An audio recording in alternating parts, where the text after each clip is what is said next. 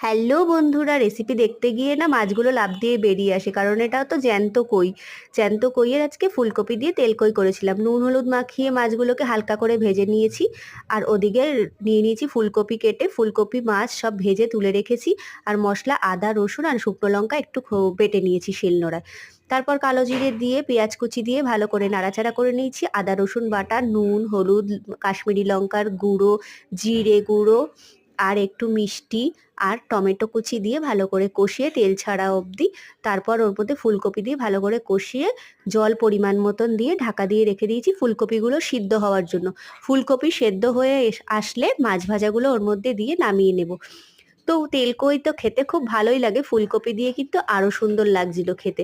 তোমরাও বাড়িতে ট্রাই করতে পারো। আগে আমি কই মাছ কিন্তু একদম খেতাম না বিয়ের আগে, আর এখন কিন্তু কই মাছ মোটামুটি ভালোই লাগে। সবই বরের কাছে শেখা আর কি। কেমন লাগলো জানিও শর্টটা। আজকের মতন টাটা।